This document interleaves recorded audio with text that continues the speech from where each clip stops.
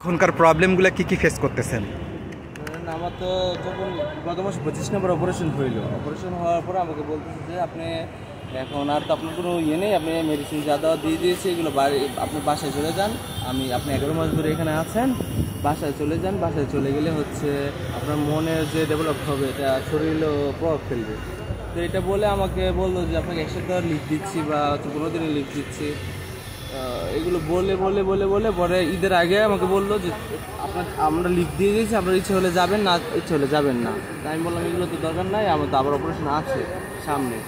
পরে বলতেছে আপনি ঘুরে আসেন।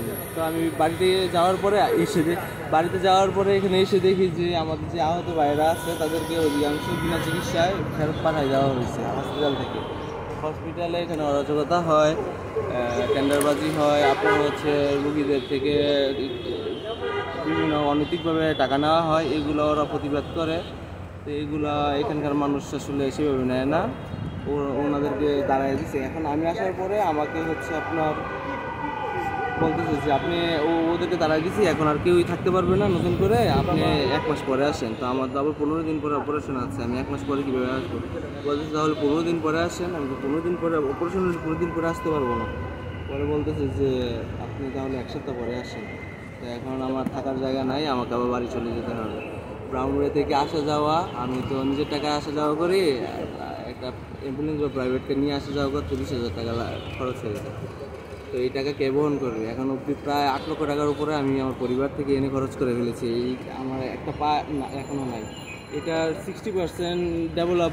আল্লাহ যদি সব কিছু সহায় হয়, আজ অব্দি 25টা অপারেশন হয়েছে, যদি আল্লাহ এর পরবর্তী ধাপগুলো সহজ করে দেয়, তারপরও আমার 60% হচ্ছে আপনার ঠিক হবে কি না এটাও সন্দেহ। তা আমার যে একটা অঙ্গহানি হইলো, আমার যে 8 লক্ষ টাকা গেলো, এখন আমাকে হসপিটালে জায়গা দিচ্ছে না। এই দায় কার? আমার নাকি দেশের জনগণের, নাকি সরকারের? কাদের দায়? আমরা আসলে কি স্বাধীনতা পেলাম আর কি স্বাধীন করলাম, আসলে এখন বলার কিছু নাই। আচ্ছা, মানে আপনার সঙ্গে যে রোগীরা ছিল এরা কি এখন কি সব মানে ম্যাক্সিমামে চলে গেছে? ওদেরকে বাড়িতে পাঠিয়ে দিচ্ছে। এখন মিডিয়া এদেরকে জোরপূর্বক এদেরকে কি ইয়া করছে? ওদের জোরপূর্বক পুলিশ এনে সেনাবাহিনী এনে ওদেরকে জোরপূর্বক এখান থেকে বের করে দেওয়া হয়েছে। মন্ত্রণালয় থেকে নাকি আদেশ আসছে যে ওদেরকে বের করে দিতে হবে।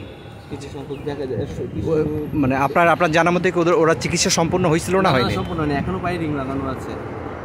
চিকিৎসা সম্পূর্ণ না করে আপনাদের বের করে দিচ্ছে? ওদেরকে বের করে দেওয়া হয়েছে। যে এখন বলতেছে ফলো আপে নাকি রাখবে, ও ফলো আপে রাখার চিকিৎসা দাও। এইগুলো তো গুলি আহত তো ভাই, গুলি তো সারা জীবন এটা উপকার, বুঝছেন? যার একবার গুলি ছুঁয়ে যায় রাইফেলের গুলি, সে জানে যে এটা কি কতটা বিষাক্ত। তো রাইফেলের গুলি আছে, বড় গুলি ছয়। তো এইগুলো আসলে বলার মতো না। কোথায় আহত হয়েছে? আমি বিজয়নগরে আহত হয়েছি 19 জুলাই বাদজুমা। আচ্ছা, আমি হচ্ছে ঢাকা কলেজের এখন রানিং মাস্টার্স স্টুডেন্ট। হসপিটালেই অনার্স 4th ইয়ার পরীক্ষা হসপিটালে অ্যাটেন্ড করেছি এবং আলহামদুলিল্লাহ পাস করেছি। এখন মাস্টার্সে ভর্তি হবো আর কি। আপনার নামটা কি? আমার নাম হচ্ছে আবদুল্লাহ লিমজান, ঢাকা কলেজ 19 স্টেশন, দর্শন বিভাগ।